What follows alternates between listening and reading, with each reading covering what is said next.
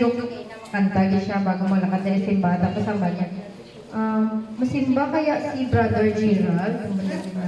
So, itong iyang best friend ko, kaganda-ganda ba yung boses niya? Siya, baka maganda din boses mo, lakasan mo lang. Lakasan niya na. Ang mga bata. Mga bell, hindi sila mauya. Kaya kung mauya na, budlay. Ako ginahanta kay Pastor Salahog ang bigay ngayon. Atong pagambang, God bless Pastor Salahog.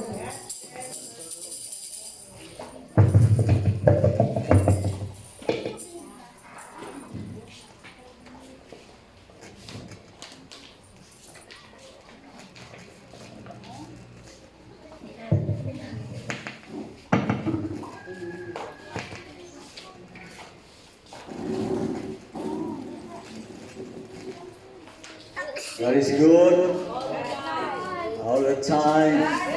Mabuti ang Diyos sa lahat ng panahon. Sa lahat ng panahon, mabuti ang Diyos. Amen.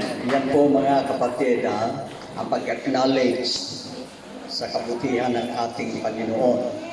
Praise God. Hallelujah. Well, tumayo po tayong lahat mga kapatid. Sama-sama muna natin purihin ang Panginoon. Ibigay muna natin ang ating matatapat na pagpupuri sa ating Panginoon. Sapagkat wala po tayo ibibigay na ano pa mang pinaka-the best na halaga para sa Kanya, kundi ang ating mga buhay na alay. Hallelujah. Praise God. Panginoon, muli kami ay nagpapasalamat dahil bigyan niyo po kami ng pagkakataon, lalo na sa araw na ito na kami po ay muling nagkasama-sama upang ikaw ay handugan ng aming pasasalamat at ikaw ay aming itataas at purihin dahil sa iyong kadakilaan. Bagamat ang iba naming mga kapatiran, Panginoon, hindi po namin nakakapiling dahil may mga kadahilanan ko. Kaya, Panginoon, ikaw nawa ang patuloy na mag-iingat sa kanila at sa susunod na pagkakataon, sila naman ay aming makakapiling. Hallelujah! How good and how pleasant it is for brethren to dwell together in unity. Natutuwa po kayo, Panginoon, kapag ang inyong mga anak nagkasama-sama at ikay tumatahan sa mga pagpupuri ng iyong mga banal. Salamat po, Panginoon, sa iyong gagawin at pangunguna sa aming kalagitnaan. Samantalang, meron pong maiksing mensahe para sa amin upang kami, Panginoon, sa amin pong pagpapatuloy, sa aming paglilingkod sa inyo, meron po kaming gabay sa aming pong pamumuhay at lalo tigit kami po, Panginoon, ay maging matagumpay laban sa lahat ng mga pagsubok. Purihin ka, Panginoon, tanging sa iyo lamang ang kaluwalhatian. Muli, palakpakan po natin ang ating Panginoon. Praise God, hallelujah. Amen. Pagkakaupo na po ang lahat, mga kapatid. Amen. Sino mang may Biblia sa inyo, pakibukas dyan sa Psalms 119 verse 12. Hallelujah. Psalms 116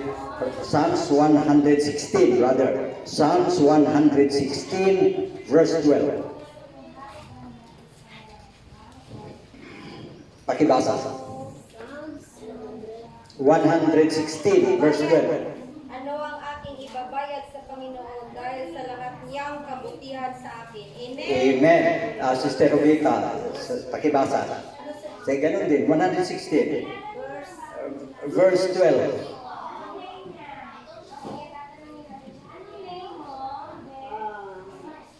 Ano ang aking ibabayad sa Panginoon? Ganun din. Okay. Dahil sa lahat niyang kabutihan sa akin. Amen. Palakpakan po natin ang ating Diyos na buhay, mga kabalit. What shall I render unto the Lord for all His goodness toward me? Wow! Hallelujah! Mag-isip nga po tayo, mga kapatid. Ano kaya Ano kaya ang maibabayad natin? Kasi, kumbaga sa nagtatanong ang salita ng Diyos dito, kung ano ang ating maibabayad. Sa totoo lang, mga kapatid, hindi po natin mababayaran ang ating Panginoon. Pero, meron po tayong magagawa mga kapatid, para matuwa, masiyahan. Amen? Meron po tayong dapat gawin, mga kapatid, na kung saan kalulugdan ng ating Panginoon. Hallelujah!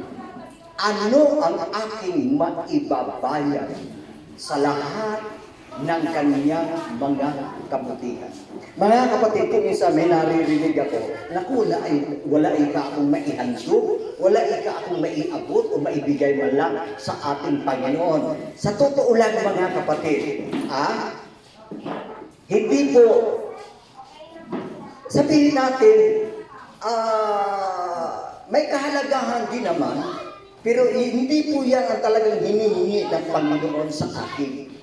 Kundi pagkos, ang sabi sa Romans chapter 12, verse 1 and 2, ang sabi niya, I beseech you therefore, brethren, by the mercies of God, that ye present, that ye present your bodies a living sacrifice, holy, acceptable unto God, which is your reasonable service.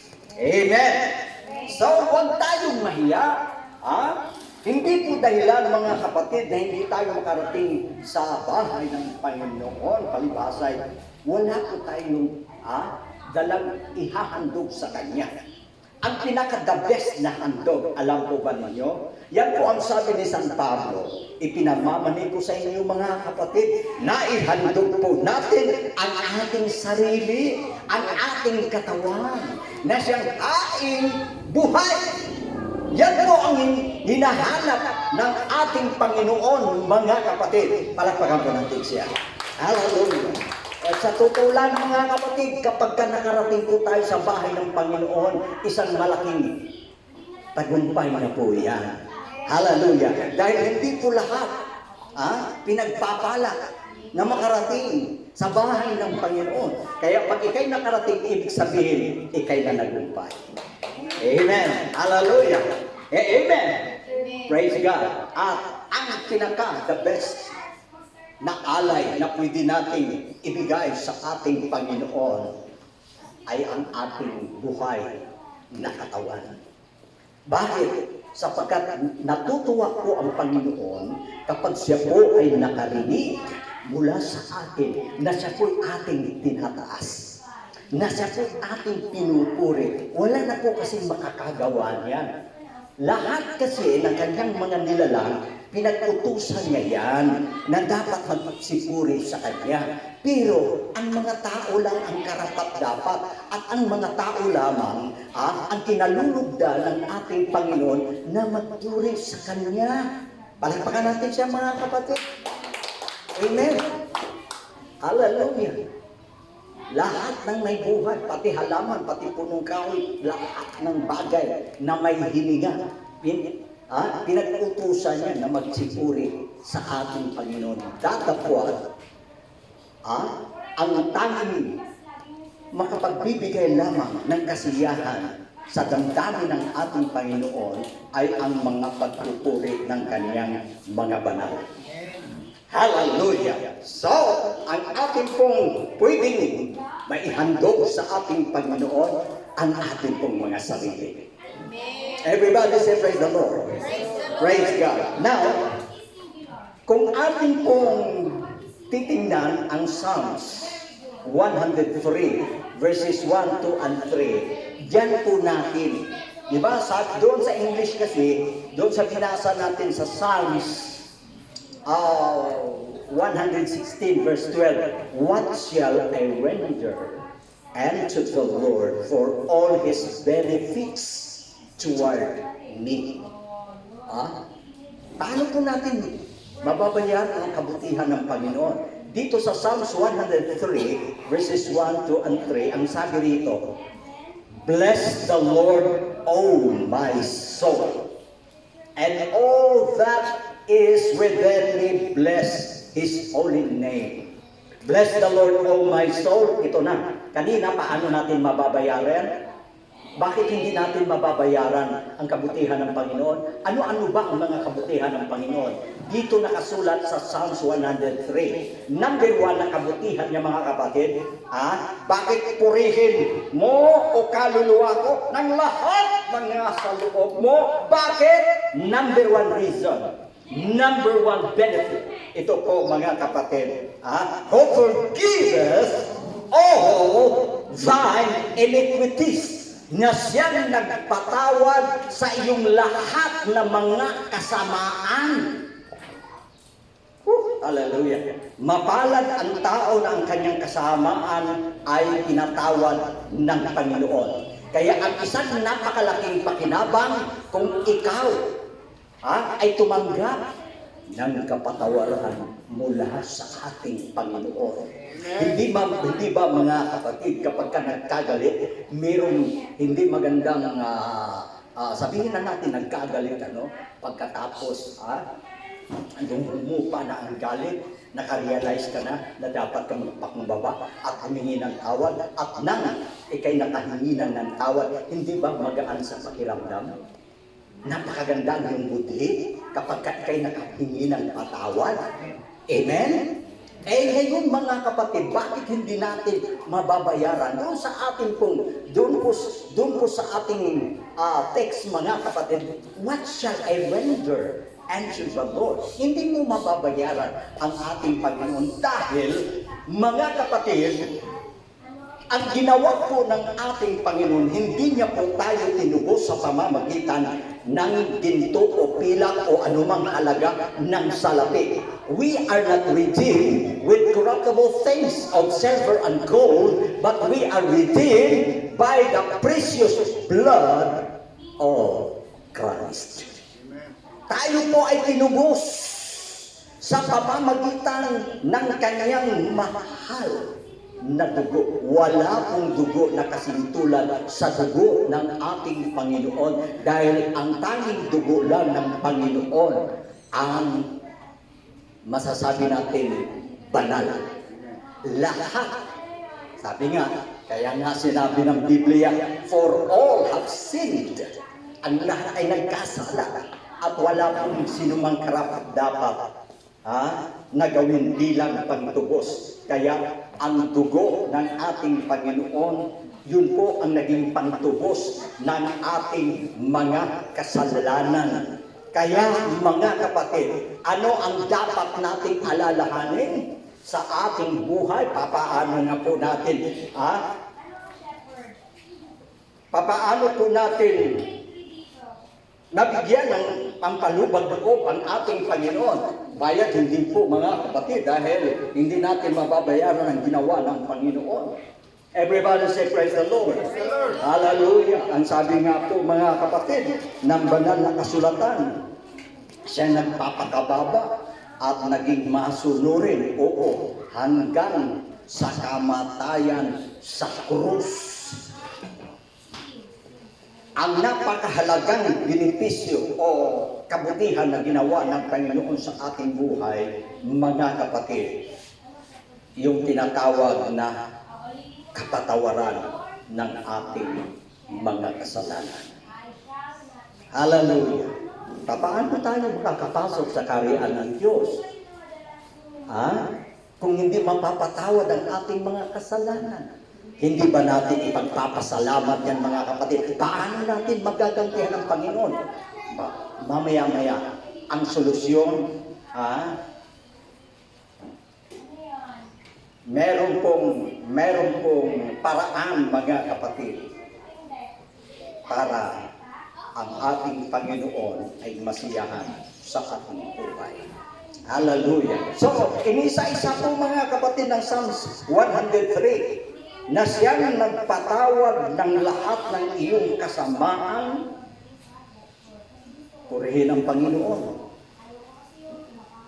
Sa pamamagitan po ng kanyang mga salita, nagkaroon po tayo ng pananampalataya at pagsunod sa kanyang kalooban. Amen!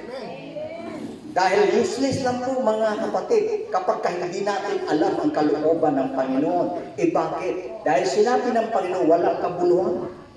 ang ginagawa niyo sa akin o pagsamba niyo sa akin kung hindi ayon sa kanyang kalooban.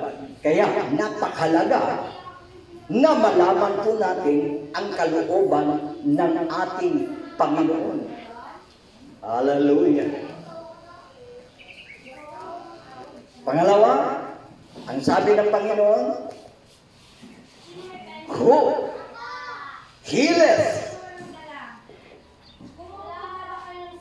healeth all thy sicknesses or diseases. Ito pa ang malaking ipagpapasalamat natin na huwag nating kalilimutan ang kabutihan ng Panginoon, mga kapatid, na siya po nagpagaling ng lahat ng ating mga sakit. Palakpakan natin ang Panginoon. Amen. Dapat i-acknowledge natin, mga kapatid, na kung may instrumento man, ginamit man ang ano man niyang uring gamot, mga kapatid, at yung mga tinatawag na doktor, dahil mismo ang ating Panginoon, meron din siyang binanggit na doktor ng wika ng Panginoon doon sa mga Pariseo. Yung ikang walang karamdaman na hindi nangangailangan ng manggagamot. So ang may karamdaman, yun ang dapat kailangan ng manggagamot. Binanggit ng Panginoon ang doktor. Gayunpaman, ginawang instrumento ang mga doktor na yan. Pero dapat natin i-acknowledge kung anumang material, kung anumang instrumento na ginamit, ang dapat tumanggap ng kapurihan at pasasalamat ang ating dakilang manggagamot. Ina-acknowledge pa rin natin ang ating Panginoon. Hallelujah! Siya po ang gumamit ng mga instrumento. Pero mga kapatid, siya po ang dahilan kung bakit tayo nagsigaling. Dahil sabi ng Bible, by His stripes, ye are healed. Sa pamamagitan ng kanyang mga latay, kayo nagsigaling. Amen! Hindi po tayo fanatic, mga kapatid. Katulad nung may nabalik na merong fanatic na samahan, mga kapatid, na ayaw talaga ng doktor, ayaw talaga ng anumang medisina. Very fanatic, mga kapatid. Katulad niyang sakit sa ngipin na talagang kailangan, mga kapatid, ang gamot o kaya bunot, hindi dahil sa very fanatic na ang Diyos lang talaga ang nagpapagaling. Meron tayong common sense, meron tayong knowledge na ibinigay ng Panginoon. Kaya sa ating mga kapatid, anumang instrumento, material na ginagamit, wala tayong ibang itinataas at pinasasalamatan. Ina-acknowledge pa rin natin na ang Panginoon ang siyang dahilan ng lahat ng ating kagalingan. Hallelujah!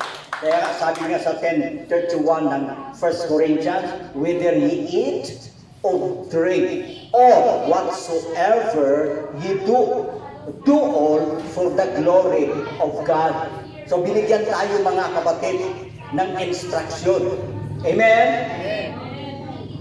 Na kung ano man ang ating gagawin, dapat para sa kapurihan at kalwalhatian ng Diyos. Kapag yan po ang ating motive, mga kapatid, yan po ang ating puso,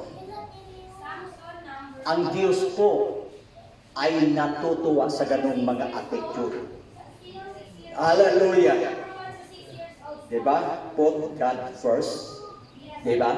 Unahin ang Panginoon. Seek ye first the kingdom of God and His righteousness, and all these things shall be added unto you. Unahin natin siya, mga kapatid. Kaya, meron po tayong gabay mula sa salita ng Diyos. Kung ano ang nararapat po natin gawin. At papaano po tayo tumanaw ng utang na loob sa lahat ng mga kabutihan na ginawa ng Diyos sa ating buhay. Everybody say amen. Kaya ang una talaga, mga kapatid, ay na po sa aking nabanggit kanina, ang kanya pong pagpapatawad sa lahat ng ating mga kasalanan. Dapat huwag natin kalilimutan yan. na dapat tayong maglingkod sa Panginoon dahil sa kabutihan niya na bagamat tayo ay hindi po karapat-dapat, bagamat tayo masama, ngunit anong ginawa ng Panginoon sa pamamagitan ng kanyang mahal na dugo? Tinabunan niya ang ating kasamaan at tayo po mga kapatid ay naging bagong nilalang. Naging bago mga kapatid dahil sa binihisan tayo ng ating Panginoon. Amen. For as many as receive Him, them give Him power to become the sons of God. At ang sabi ng Galatians chapter 3 verse 27, if any man, sabi nga doon, if any man be in Christ, he put on Christ. Kaya hindi na kasamaan ang nakikita sa atin, hindi yan itong karunihan ang nakikita sa atin mga kapatid, kundi ang banal na dugo ng Panginoon na walang tumis at walang kapintasan. Kaya naman tayong mga makasalanan, tayo po ay naging malinis. Siya naging makasalanan upang tayo mapawalang sala. Siya ang naging hindi banal upang tayo maging banal sa pamamagitan ng kanyang ginawang pagtubos. Palakpakan natin ating Panginoon mga kapatid. Hallelujah. Amen.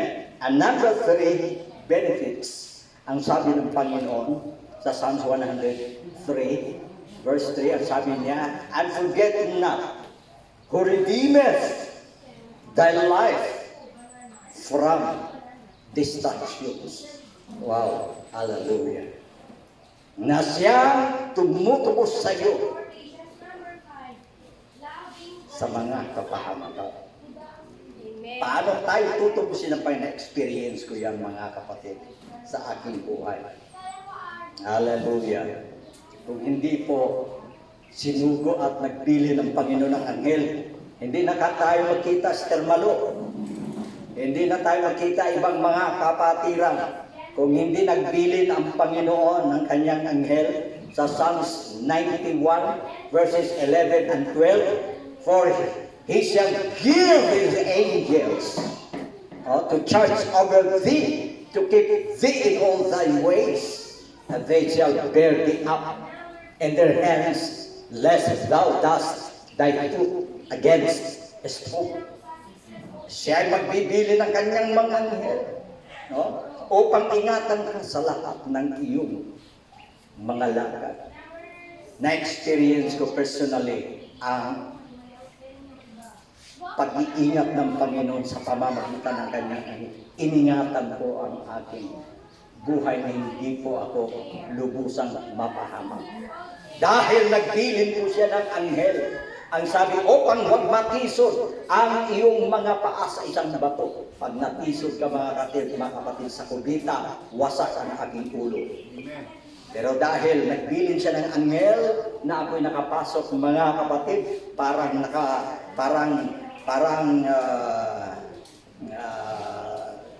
doon sa may pintuan, parang napakasarap ang ating kalagayan doon. Kung hindi nila ako ginalaw, ginising, tuloy-tuloy na po.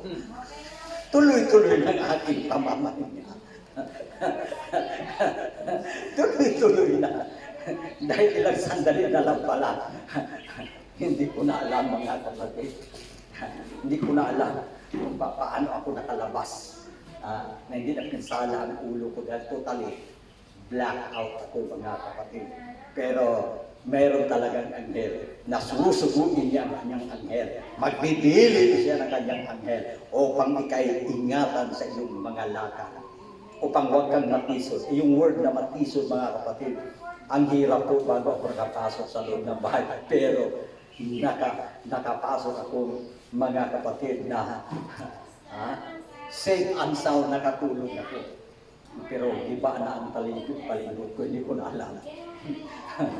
Pero wala ni isang galos, wala ni isang bukol man ang ulo ko, dahil pag binumuni-muni ko, iniisip kong mabuti mga kapatid, na pagtayo ko sa kubita, may harang doon, may harang doon, malalim pa. pag halimbawa, dire-diretso, nawalan ako ng malay, bumagsak ako mga kapatid, wasak pati yung ulo ko sa aircon. Kasi andyan sa harap mismo ang aircon. Hallelujah. Kaya wasak doon sa loob ng bahay, TV, wasak, rep, umano, dilid, umano mga kapatid. Pero walang pinsala ni katitig ang ating katawan. Kaya may anghel na siyang ibinili ng Panginoon. Sinugo ng Panginoon ang kanyang anghel dahil talagang ang mga anghel, yan po ay mga ministry spirit. Hallelujah. Yan po ang tagapag-ingat mga kapatid sa mga anak ng Diyos. Palakpakan natin siya mga hallelujah. Kaya, amen. Andito, alive, alert, enthusiastic mga kapatid. Buhay na buhay pa rin sa biyaya ng Diyos. Nakasurvive mga kapatid dahil sa kabutihan ng Panginoon. Amen. Hallelujah. Amen. Kaya huwag nating kalilimutan, paalaala ng Biblia, ang lahat ng kanyang mga kabutihan, mga kapatid. Paano natin, ano ang maibabayad natin sa ating Panginoon? Mga kapatid, ang sabi po ng Romans chapter 6, itong ating mga sangkap. Everybody say praise the Lord. Itong bahagi ng ating mga katawan. Kanina, binasa natin sa Romans chapter 12, na ang tanging maiialay natin na pinalulugdan ng Diyos ang ating pong buhay na alay sa makatwid ang ating katawan. Amen. Now, itong ating katawan may mga sangkap mga kapatid na dapat na ihandog po natin sa ating Panginoon bilang kasangkapan sa katuwiran at karangalan ng ating Panginoon. Huwag po daw natin gamitin ang ating mga sangkap bilang kasangkapan sa kalikuan o kasamaan. Paano natin may gagantihan pa? Hindi pa. Ang sabi ng Romans, ang katawan natin ang pinaka-the best na alay. Kaya ang bawat bahagi, bawat sangkap ng ating mga katawan, maging instrumento nawa ito para sa kapurihan at kapurihan at kaluwalhatian ng ating Panginoon. Everybody say praise the Lord! Praise the Lord! Hallelujah! Paano natin paano natin mababayaran ang Panginoon? Mga kapatid, sa totoo lang, ang ginawang pagtubos ng Panginoon sa ating buhay. Buhay. Amen! Sa makatuwid mga kapatid, buhay din ang kailangan ng Panginoon. Kapalit. Kung naihandog ng Panginoon, sabi niya sa Romans chapter 8, kung naihandog niya ang kanyang sarili, naibigay niya ang kanyang buhay, ano pa kaya, sabi niya, ang mga bagay na material na hindi ko maibibigay sa inyo? Sa makatuwid, inihandog ng Panginoon mga kapatid, wala nang pinakamataas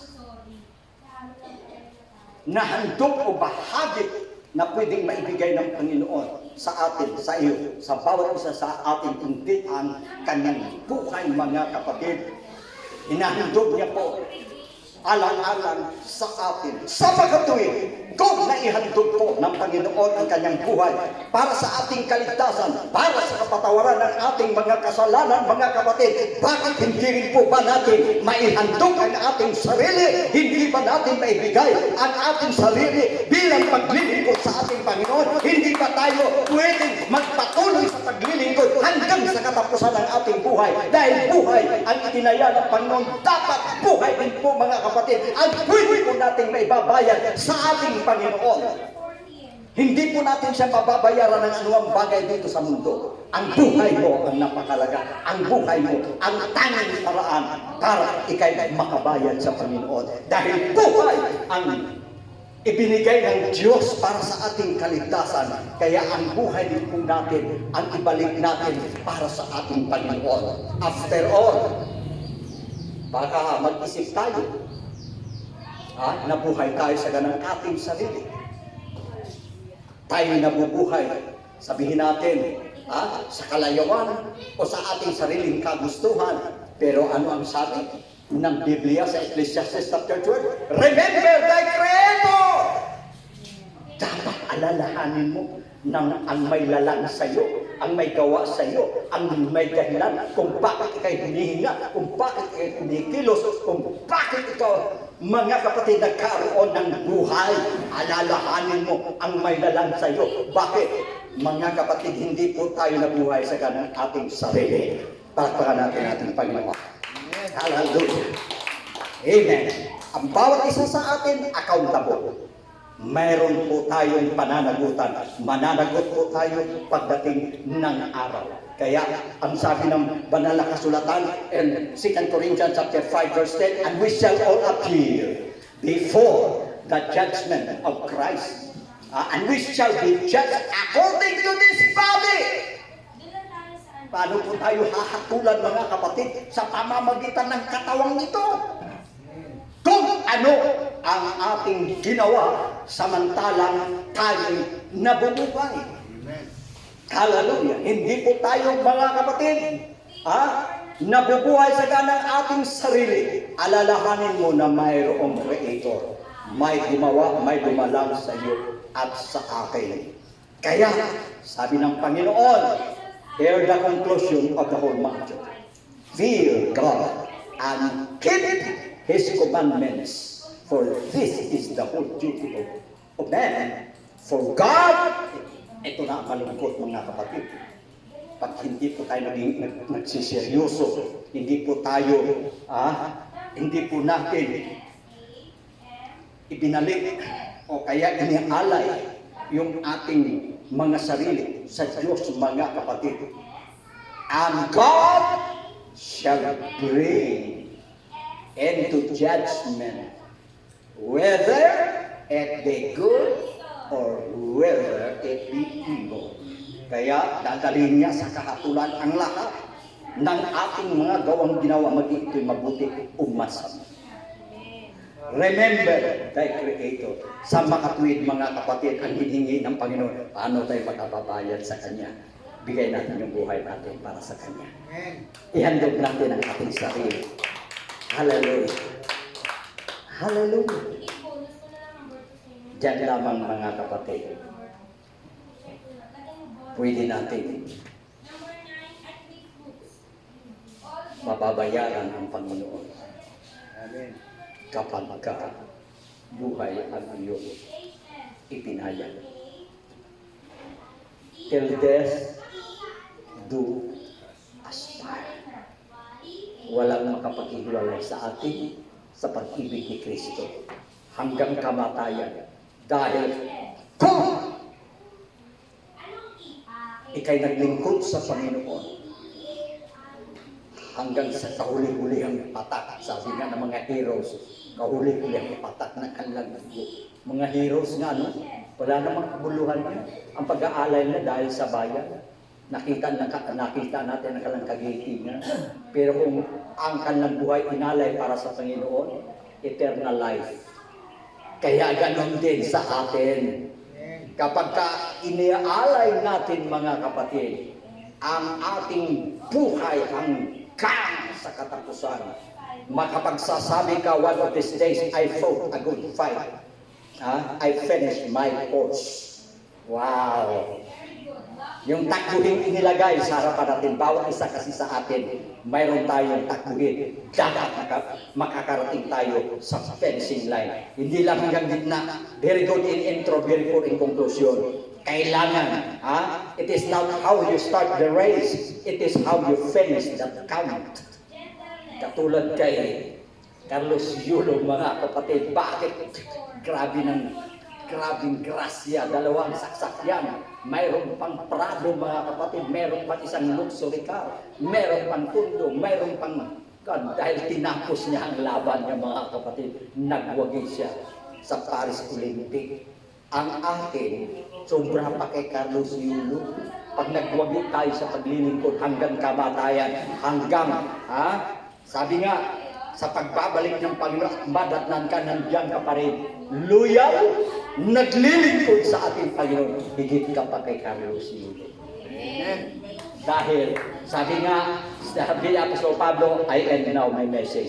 Sabi ni Apostol Pablo, hindi natin minimiti ang mga putong na nasisira, kundi ang putong na walang kasiraan. Yan ang sabi ni Pablo. Ano ang kanilang pinagsisikapan? Ano ang kanilang buwis buhay, mga kapatid, na maangkin, makamtan? Ang putong na walang kasiraan, hindi ang nasisira. Kaya, ang mga atleta, mga kapatid, tingnan nyo, bakit daw? Kapag yung mga gold medals, pagka nagpa-picture, kinakagat. Dahil malaman kung gold talaga, dahil medyo malambot, baka fake. Gold, kinakagat. Tingnan nyo, mga kapatid. Ibig sabihin, pag tinatablan, hindi forever yan. Hindi pangmatay, hindi yan walang hanggan. Tama si Apostol Pablo, lahat, ito ang ano natin, basihan. Sabi ni San Pablo, lahat ng nakikita ng mga mata, lahat pansamantala yan. Ngunit ang hindi nakikita ay walang hanggan. Everybody say praise the Lord. Everybody say praise the Lord. Hanggang kamatayan. Diyan po tayo, mga kapatid, makakaganti sa ating Panginoon. Dahil ang ating Panginoon nagtagumpay sa kanyang misyon. Ano ang kanyang misyon? Mga kapatid, mabuhay at hanggang ipakot sa krus. Kaya kung namatay na siya, nung pinanganak pa lamang, nung sanggol at namatay na siya, wala tayong kaligtasan. Sorry. Sorry ang lahat, mga kapatid, wala tayong kaligtasan. Pero dahil ang ating Panginoon ang siyang modelo, ang ating example, mga kapatid, na sinimulan niya, tinapos niya, mga kapatid. Sinimulan natin, huwag kang mag-alala. Alalayan tayo ng Panginoon para tapusin natin ang ating takbuhin. Palakpakan natin ang ating Panginoon. Hallelujah! Tumayo po tayong lahat, mga kapatid.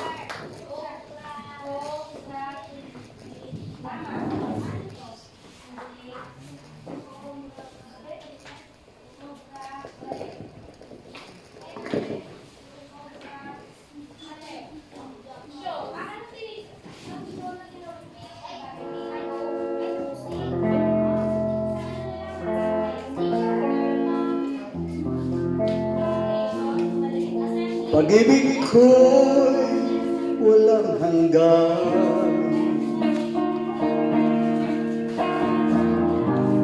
maglilingkod habang buhay. Pag-ibig ko'y sa'yo lamang, ngayon at kailanman. Pagsinta ko'y walang hanggan, maglilingkod habang buhay. Pag-ibig ko'y sa'yo lang, ngayon at kailanman.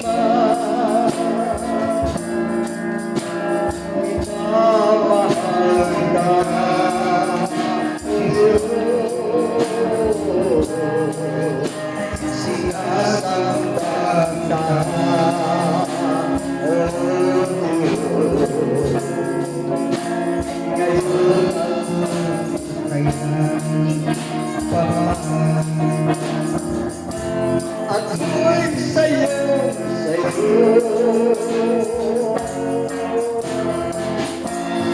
pag-ibig ko'y walang hanggan,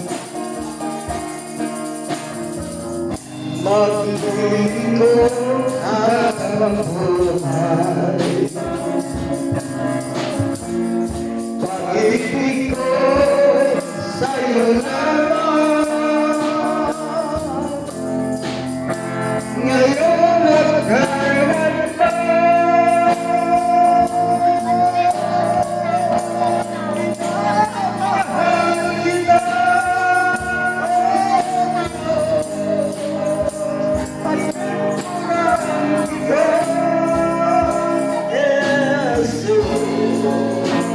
Ang buhay ko'y sa'yo lamang. Ngayon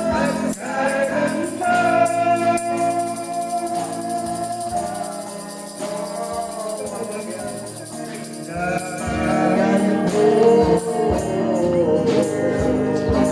Ikaw ang siyang kaibigan ko. ngayon Bukas kailan pa ba pag-ibig ko sa'yo?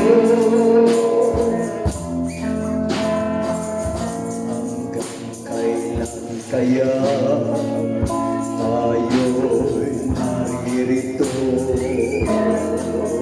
Hanggang kailan kaya makitiis Sa mundo Sino ang nagsasabi ikaw ay huli? Kapatid, halika na magsisi. Ngayon na kapatid ang panahon, siya'y naghihintay ng iyong pugon. Kailangan ba paghintayin mo ang Panginoon upang maligtas ang buhay mo? Ngayon na kapatid ang maglingkod sa Kanya, tayo'y magkaisa, puri sa ngalan niya. Hindi na kailangan maghirap ako upang mabuhay na kasama niya.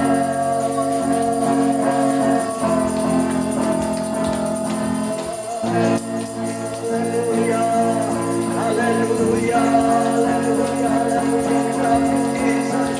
Exalt your most holy name, O God. Ikaw lamang, Panginoon, ang karapat-dapat naming pagpikuran. Ikaw ang aming sasampahin at mamahalin sa kantalang kami nabubuhay, O Diyos. Maraming salamat, Panginoon. Maraming salamat sa lahat ng iyong mga kabutihan. Ano ang maibabayad natin sa ating Panginoon sa lahat ng kanyang mga kabutihan sa ating buhay? Kapatid, habang tayo ay naghihintay sa ating Panginoon, huwag tayong sumuko, huwag tayong maghibago, magpatuloy tayo hanggang sa pagbabalik o hanggang kamatayan. Yan po natin mababayaran ang ating Panginoon sa kanyang hinihingi. Buhay ang kapalit, buhay ang kanyang inihandog, buhay ang kanyang inalay, buhay din po ang hinihingi ng Panginoon. Hallelujah. Hallelujah. Hallelujah. Lagpakan natin one more time.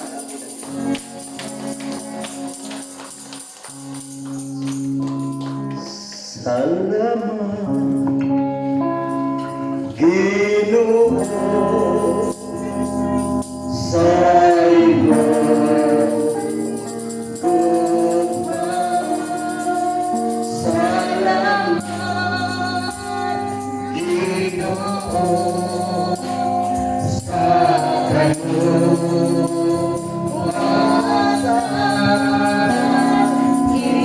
Espiritu Santo,